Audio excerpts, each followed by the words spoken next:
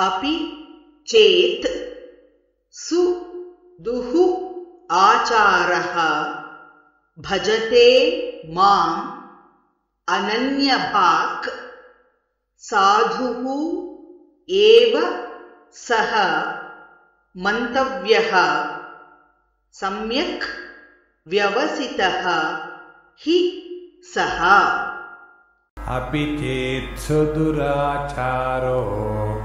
अपि चेत् सुदुराचारो भजते मामनन्यभाक् साधुरेव समन्तव्यः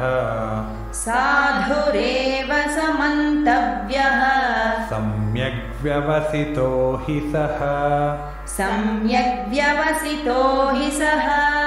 अपि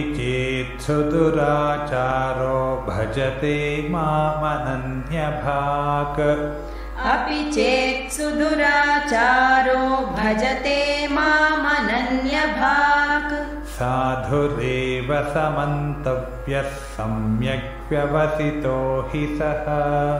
साधुरेव समन्तव्यः सम्यग् व्यवसितो हि सः।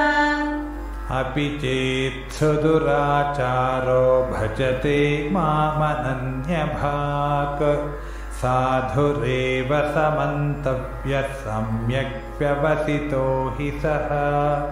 अपि चेत् सुदुराचारो भजते मामनन्यभाक् साधुरेव समन्तव्यः सम्यग् व्यवसितो हि सः।